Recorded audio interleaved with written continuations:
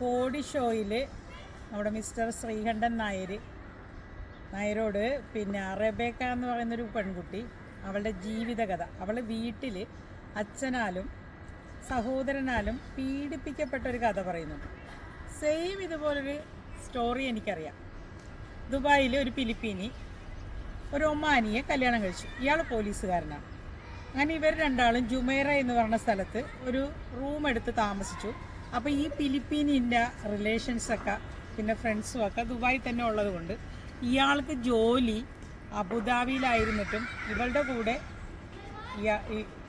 കൂടെ ഇവൾ പോയില്ല. ഇവൾ ദുബായിൽ തന്നെ താമസിച്ചിരുന്നു. അങ്ങനെ ഇവർക്ക് 4 കുട്ടികൾ ജനിച്ചു. ഈ 4 കുട്ടികളിൽ 2 ആൺകുട്ടികളും 2 പെൺകുട്ടികളും. ഈ 2 പെൺകുട്ടികളായിരുന്നു മൂത്തത്. അപ്പോൾ പഴയായിരുന്നു ഈ 2 ആൺകുട്ടികൾ.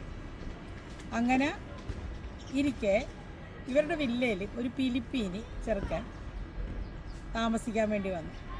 ഇവന് ജോലി ദുബായ് ഡ്രൈ ഡോക്കിലായിരുന്നു.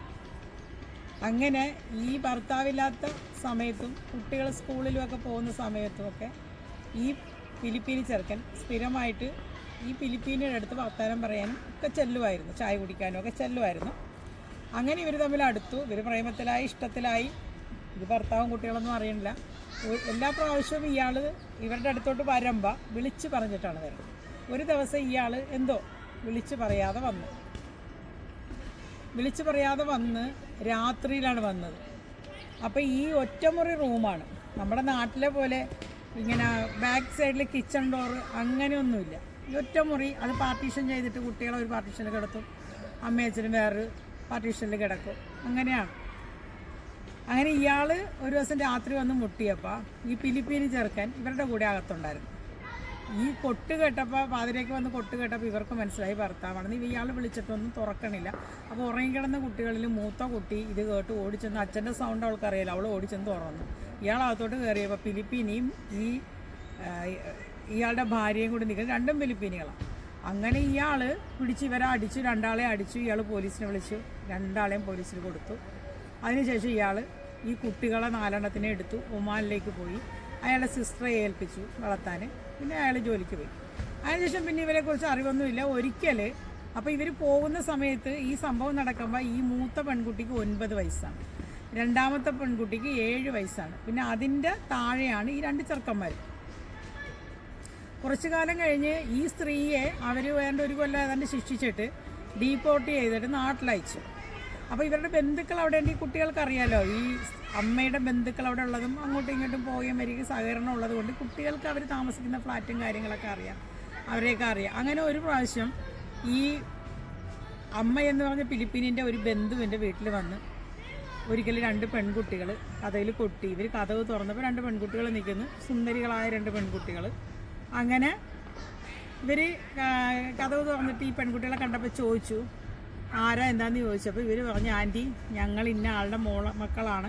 എൻ്റെ സംഭവങ്ങളൊക്കെ പറഞ്ഞു. അങ്ങനെ ഇവർ കെട്ടിപ്പിടിച്ചു, കരഞ്ഞു, മുത്തി, അങ്ങനെ ചോദിച്ചു. അപ്പോൾ പറഞ്ഞു, ഞങ്ങൾ ഒമാനിൽ നിന്ന് ഒളിച്ചോടി പോകുന്നതാണെന്ന് പറഞ്ഞു. എന്താ ഒളിച്ചോടി പോകുന്നതെന്ന് ചോദിച്ചപ്പോൾ പറഞ്ഞു, പിന്നെ മൂത്ത കുട്ടി പറഞ്ഞു, അച്ഛൻ ഞങ്ങൾ പ്രായപൂർത്തിയായതിന് ശേഷം ഞങ്ങളെ ഈ ആൻറ്റിയുടെ അടുത്തുനിന്ന് കൊണ്ടുപോയിട്ട് ഒരു വീടെടുത്തിട്ട് ഞങ്ങൾ 4 പേരെയും ഒരു ജോലിക്കാരിയെയും വെച്ച് തന്നിട്ട് അച്ഛൻ ജോലിക്ക് പോകുമായിരുന്നു.